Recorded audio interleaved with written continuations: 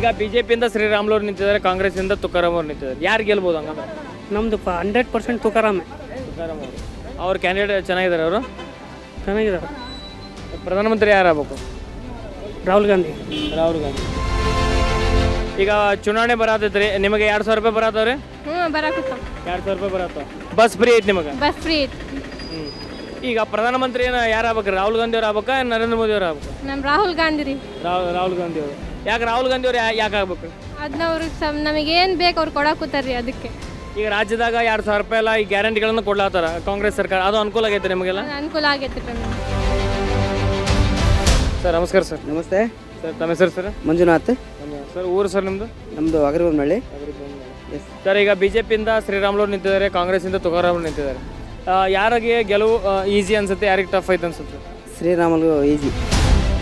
ಯಾಕಂದರೆ ನರೇಂದ್ರ ಮೋದಿ ಅವರು ಒಳ್ಳೊಳ್ಳೆ ಕೆಲಸ ಮಾಡಿದ್ದಾರೆ, ನಮ್ಮ ದೇಶ ಉಳಿಸ್ತಾರೆ.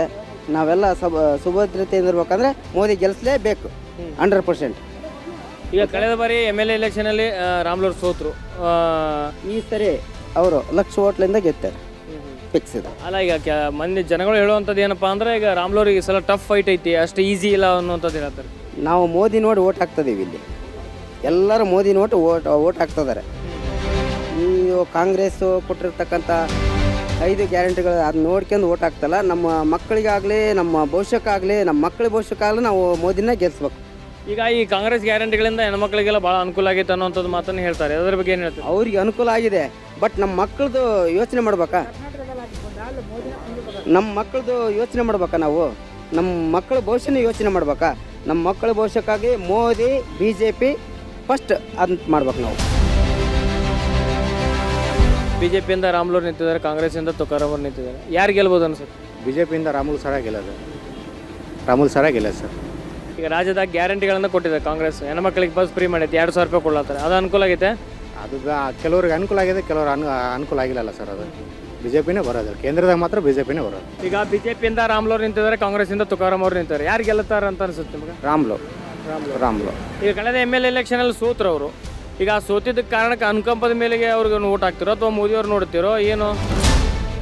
ಅನುಕಂಪ ಅಂತ ಏನಿಲ್ಲ, ಡೆಲ್ಲಿಯಲ್ಲಿ ಯಾರಿದ್ರೇನು, ಡೆಲ್ಲಿಯಲ್ಲಿ ಮೋದಿನೇ. ಗಲ್ಲಿಯಲ್ಲಿ ಯಾರಿದ್ದರೇನೋ, ಡೆಲ್ಲಿಯಲ್ಲಿ ಮೋದಿ. ಯಾಕೆ ಮೋದಿ ಅವರು? ಯಾಕಂದರೆ ನಮ್ಮ ದೇಶನ ಭಾಳ ಅಭಿವೃದ್ಧಿ ಮಾಡಿದ್ದಾರೆ.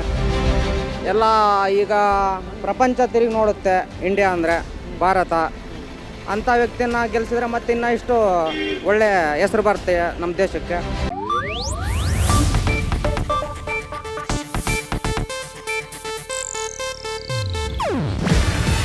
ಇದು ಏಷ್ಯಾನೆಟ್ ನ್ಯೂಸ್ ನೆಟ್ವರ್ಕ್ ಪ್ರಸ್ತುತಿ.